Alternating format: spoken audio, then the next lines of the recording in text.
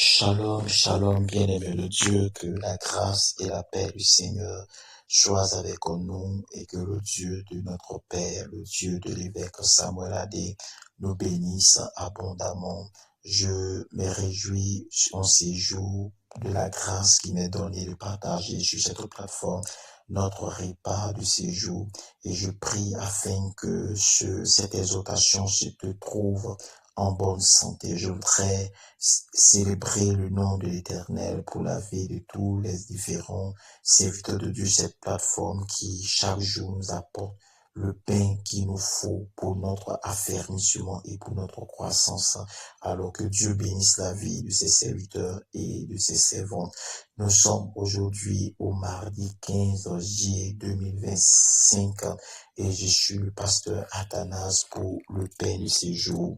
Notre thème de ce matin est « Jette-toi en bas ». Jette-toi en bas, tiré du livre de Matthieu, chapitre 4, le verset 6. Il est dit et lui dit, si tu es fils de Dieu, jette-toi en bas, car il est écrit, il donnera des ordres à ses anges à ton sujet et ils te porteront sur les mains de peur que ton pied ne heurte contre une pierre. Alors, il s'agit dans ce texte biblique de Jésus-Christ qui fut emmené dans le désert pour être tenté par le diable après avoir jeûné 40 jours et 40 nuits. Et la Bible déclare qu'il était au sommet au haut du temple. Et là, le diable lui dit que si tu es fils de Dieu, jette-toi d'ici en bas. Jette-toi d'ici en bas. Jésus n'était pas dans n'importe quel endroit, mais Jésus se trouvait au haut du temple. Le temple où tous les habitants de Jérusalem se rassemblaient pour prier. Le temple, c'est le lieu où réside la présence de Dieu. C'est le lieu où nous adorons le Seigneur et c'est le lieu où Dieu élève des vies et des destinées. Alors Jésus ne se trouvait pas à un autre endroit que au sommet du temple, au haut du temple. Mais là, le diable est venu et le diable a voulu le troubler en lui disant que si tu es fils de Dieu, jette-toi d'ici en bas. Nous devons comprendre quelque chose en tant qu'enfants de Dieu, que toutes les fois que Dieu nous élève à un sommet, à une hauteur, nous rencontrerons toujours le diable à cette hauteur et à ce sommet-là. C'est pourquoi l'élévation est pour des personnes qui se préparent spirituellement, qui se préparent à tous les niveaux de leur vie, parce que il y a des voies qu'on attend lorsque nous sommes à une certaine position élevée. Le diable va rencontrer Jésus au haut du temple et va s'attaquer à lui, va le tenter.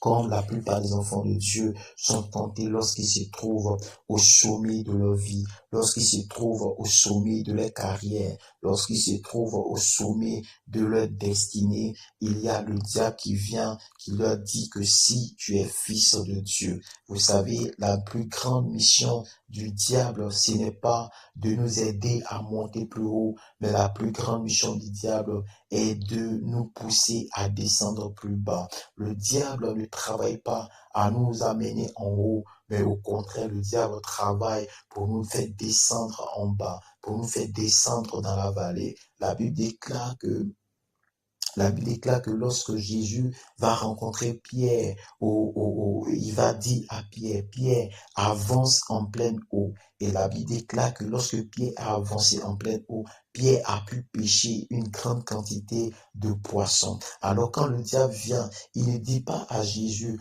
monte au plus haut. Il cherche tout dessus la montagne. Il ne dit pas que si tu es fils de Dieu, monte au plus haut. Mais il dit à Jésus, si tu es fils de Dieu, jette-toi en bas. Parce que c'est là ce que le diable veut, c'est que toi et moi, que nous nous jetions en bas, que nous soyons en bas et que nous ne soyons pas en haut. Il encourage, il montre tout ce qu'il y a à montrer afin que toi et moi descendons plus bas et que nous ne soyons pas en haut. Alors, le diable utilise plusieurs stratégies pour nous pousser à nous jeter en bas. Alors la première stratégie du diable pour nous pousser à nous jeter en bas,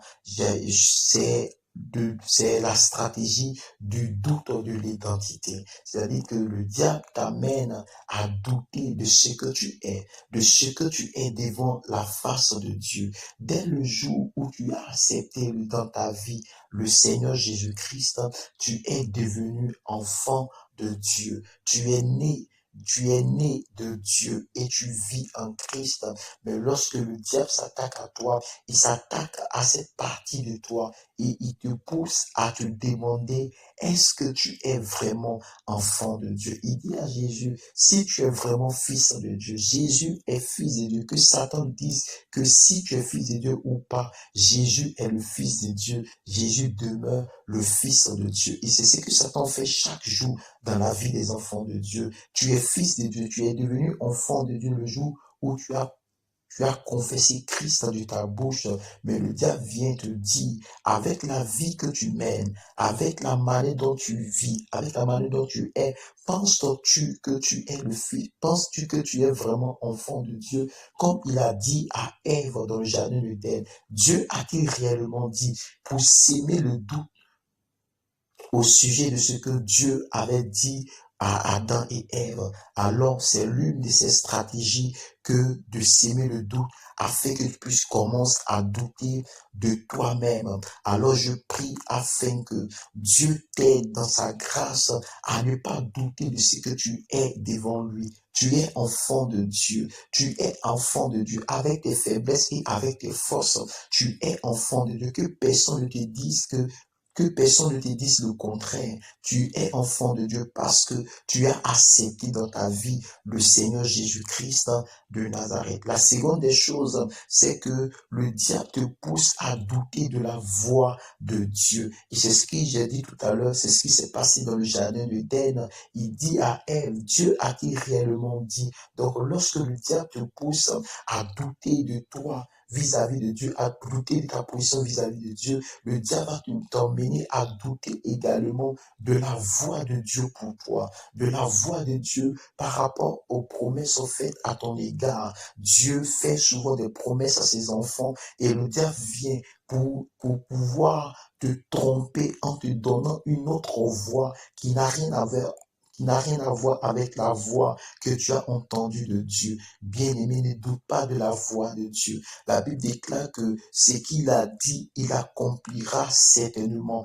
Alors ne doute pas de la voix de Dieu. Le doute t'amènera à descendre plus bas. Si tu doutes de la voix de Dieu, si tu ne crois pas en ce que Dieu t'a déjà dit, alors lorsque la voix du diable viendra à toi en te disant jette-toi en bas, tu vas obéir à cette voix et te jeter en bas. Nous les enfants de Dieu, nous ne devons pas nous jeter en bas, mais au contraire, nous devons monter plus haut. Nous devons monter plus haut dans notre destinée. Ce n'est pas à nous, c'est que se jeter en bas, c'est comme mettre sa main à la charrue et regarder en arrière. Se jeter en bas, c'est comme quitter Sodome et Gomorrhe et regarder en arrière. Se jeter en bas, c'est le manque de confiance c'est le manque de confiance en Dieu. Quand tu es enfant de Dieu, tu ne descends pas, mais tu montes parce que notre Dieu se trouve au sommet. C'est pourquoi les anciens rencontraient Dieu au sommet. Bien-aimé, je veux que tu retiennes une chose, c'est que pour ne pas descendre plus bas, pour ne pas se jeter en bas, tu dois faire une chose. Tu dois avoir la connaissance de la parole de Dieu. Quand le diable vient pour t'amener à douter de toi, quand le diable te pousse à douter de toi, quand le diable te pousse à écouter sa voix afin de douter de la parole de Dieu, bien-aimé, ce que tu dois faire, c'est d'avoir la connaissance de la parole de Dieu. Vous voyez, quand lui et Jésus ont la discussion, c'est une discussion qui tire sa base des Écritures. Satan lui dit qu'il est écrit et Jésus réplique en disant qu'il est aussi écrit. Écoute-moi, si nous n'avons pas la connaissance de la parole de Dieu, nous serons totalement détruits. La Bible déclare en Osée le chapitre 4, le verset 6, que mon peuple est détruit parce qu'il lui manque la connaissance. Lorsque nous manquons la connaissance, nous nous tomberons du haut du temps où nous sommes, nous nous retrouverons en bas parce que nous manquons de la connaissance de la parole de Dieu. La Bible déclare dans le livre de Daniel, le chapitre 11, le verset 32, la Bible dit que ceux du peuple qui connaîtront leur Dieu, ceux du peuple qui connaîtront leur Dieu et seront affermis parce que ils ont la connaissance de leur Dieu, ils ont la connaissance de leur Père, ils ont la connaissance de leur roi. Alors si tu as la connaissance de Dieu, tu seras affermi et tu n'auras peur de rien. Bien-aimé, retiens ces choses et que Dieu te bénisse. Que la grâce de Dieu soit avec nous. Que Dieu nous donne d'avoir la connaissance de sa parole afin de demeurer ferme lorsque le diable viendra nous tenter, lorsque le diable viendra nous attaquer. La Bible déclare dans le livre de Josué, le chapitre 1, le verset 8, la Bible dit que ce livre de la loi ne s'éloigne point de ta bouche, médite-le jour et nuit. Si nous lisons ce livre de la loi jour et nuit, nous aurons la connaissance nécessaire de Dieu au point où le jour où le diable viendra nous tenter, nous n'aurons pas peur parce que nous serons fermes dans la parole de Dieu, parce que nous avons la connaissance de la parole de Dieu. Que Dieu bénisse ta vie, que Dieu nous bénisse et que sa grâce repose sur chacune de nos vies au nom de Jésus. Amen. Shalom chez vous.